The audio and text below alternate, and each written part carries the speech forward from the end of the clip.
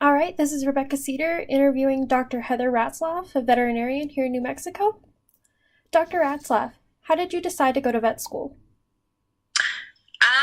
Well, it was just kind of one of my, it seemed to be the most plausible thing for me to do. I've always enjoyed animals. I've always had a passion for animals, and so that just seemed to fit right into my passion. And so that just seemed to be the next natural thing. I don't know if there was ever a time that I just like, I'm going to vet school. It just seemed like that was what I was going to do. I Okay, don't really have a specific moment that made me feel like this is what I'm going to do. It just was that was what I was going to do. okay. How did your passion for medicine come about? I've always been very passionate about animals, and so helping them and raising them and things like that. I've always been interested whenever the veterinarian would come around. I always wanted to be involved with that. So that's kind of where my interests lied, and that just seemed to be the next best thing for me to do would be to be a vet. Okay. What made you choose large animal over small animal? I actually wasn't planning on being just strictly large animal. My goal was to be mixed animal, but I did work at a small animal clinic for about 3 years in my undergrad, and I just found out that I really enjoyed being outside a lot, and horses were really my passion. I enjoyed the scenery and going places and things like that. So when I got into vet school, then I ended up tracking large. I still took the small animal classes, but I tracked large. Oh, nice. Yeah. And what college did you graduate from? Colorado State. Okay. And how long have you been a veterinarian? It'll be 10 years this coming May. All right. And what does a regular quote unquote day look like for you? Well, now I have two kids, and so I get up in the morning and get the kids going and drop my son off at preschool, and then I go take care of clients, anything from horses and cows and fair time, some sheep and goats and pigs, but mostly horses. So it just kind of depends. Today I had a prolapsed cervix Oh, and a cat damn. today, and I also looked at a donkey this morning. So it just kind of depends. Most of the days it's horses, though. Okay.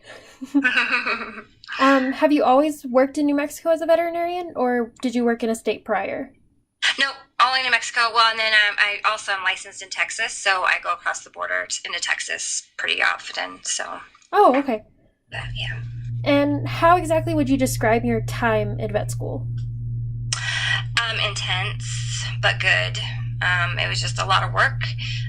There's a lot to it. Fun, but very intense. So stressful, but it was a good time. Are there any other careers that you know of in pharmaceuticals that don't lead to vet school? Um, well, are you talking about like, you can definitely get a degree in like pharmacology or things like that. Um, a USDA that doesn't necessarily lead to vet school. There's a lot of those kind of things you can be involved in that doesn't lead to vet school, or that you don't have to go to vet school to be involved in those jobs. Working on cattle operations, or anything with the government, human health issues, things like that. So. Do you think that's a good idea to go into if someone wasn't looking strongly at vet school? Absolutely, yep. I know pharmacology, for like pharmacists and stuff, that's a huge area. You get paid really well. It's like 3 years of schooling. Your starting salary is really great. So yeah, and I know like USD and that they're always saying they're lacking people to come in and work and things like that. So I always encourage people that if they're looking at vet school but they're not 100% sure that they should do you know whatever else they think they might want to do before they pursue vet school, just because it is so time intensive and it's just intense period, that if you don't try those things first, before you may get into vet school and decide you don't like it, and you've already wasted all that time and money and all that stuff. So if you can figure out for sure that's what you want to do before you go, it's the best thing to do. All right, and your last question, what was your favorite case to work on, or a case that just stands out? Um,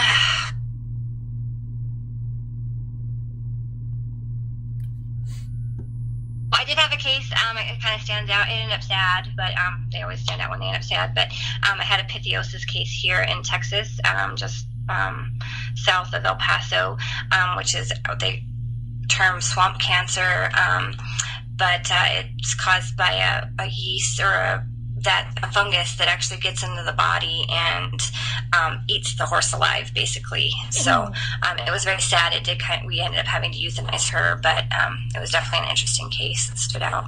It sounds interesting. It is, yeah. It was kind of gross to see, because she ended up having like these big ulcerated spot kind of where her umbilicus would be, and then it creates like these yellow chunks of stuff in it, and that's actually the fungus. And you have to pick those out in their serum and stuff, and it actually travels into their body. A lot of horses back east, it actually starts in their feet and works up their legs, but it can fungus that can just literally eat the horse alive. So oh goodness.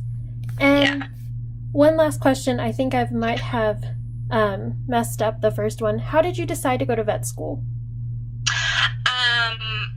As in, like, when did I decide to, or just what do you mean exactly? How did you decide to go to Colorado State over every other vet school? Oh, okay, yeah. So I was under the WICHE program, and so we have to rank which schools we wanted. I did go and I got accepted to CSU and Washington State. I wanted to do the WICHEs because that was cheaper at that time, and at that time Oregon wasn't accepting students. They were still doing the first 2 years there and then go to Washington. So Colorado State and Washington were the only WICHE states that I had to choose from, so ranked those, and then that's how I based off of, just because financially I wanted to hopefully have a little bit of an easier time, and I knew I'd probably be coming back to New Mexico anyway, so that's how I chose those schools. And then I got accepted to both CSU and WSU, but ultimately I liked where CSU was at. I liked their caseload for their large animal, and then it was closer to my horse, because my horse, I left him here, but so I could get home and see him still. Washington would be a little more of a trek. And I also like CSU for the fact that they are computer-based, which Washington at the time was more essay-based. Mm-hmm. Okay, thank you so much for your time, Dr. Ratzlaff. You're welcome. You have a great night. Thank you, you too.